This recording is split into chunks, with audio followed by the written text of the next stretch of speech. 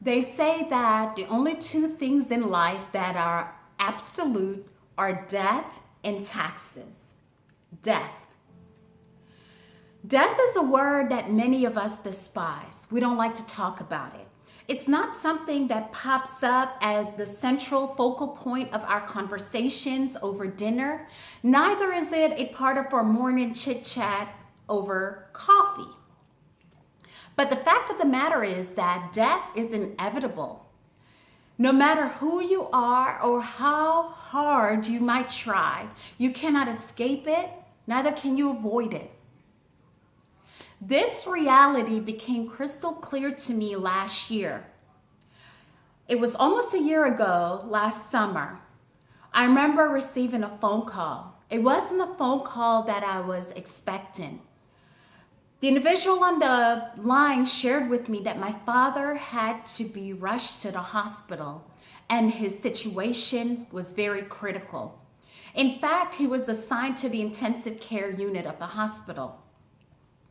Well, the doctor shared with my family that my father was this close to dying, and that had he not been taken to the hospital at the time that he was, that we would have been planning his funeral instead of visiting him on the fourth floor. When I heard this news, it sent a shock to my central nervous system. Questions started to pop into my mind, like, how is this possible? How is it possible that someone that I saw a few months prior in California, someone who was so full of life, who was very vibrant, who on our drive from LA to Pismo Beach had me laughing the whole entire ride. How is it that that person goes from being in picture perfect health to being ill the next moment? How is it possible that someone, we went hiking, we went to the beach, we spent time, we even walked to the farmer's market over a couple miles to pick up food so that we can cook as a family? How is it that that person is now sick? Well, fast forward 7 days. The doctors were able to do their magic, thankfully, and my father was released from the hospital. He was given a new lease on life. He was given a second chance. And in that moment, three things became profoundly clear to me.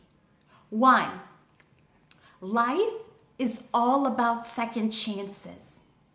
Every moment, every day, every second presents us with the opportunity to begin anew. So it doesn't matter what happened 5 years ago, what happened 5 minutes ago, all the mistakes that we have made, all the quote unquote failures that we have encountered, that none of that matter.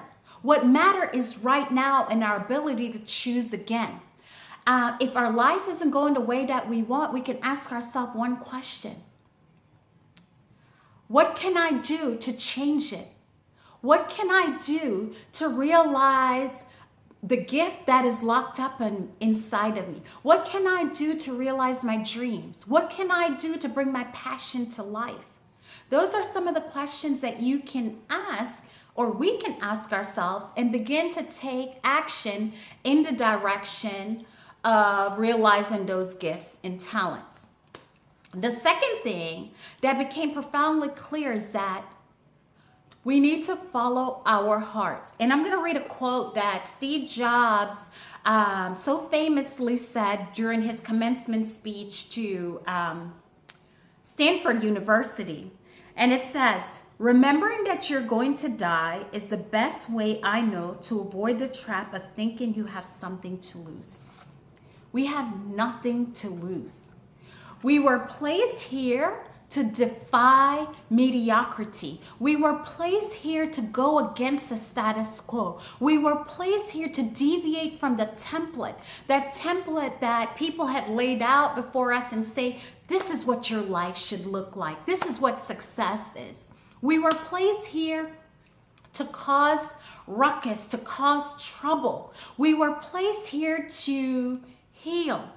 We were placed here to create transformation on this planet. We were placed here to give birth to that gift that we came here to give birth to and to share with everyone. The last and most important thing that this ordeal has taught me is that don't die with your gifts still inside of you.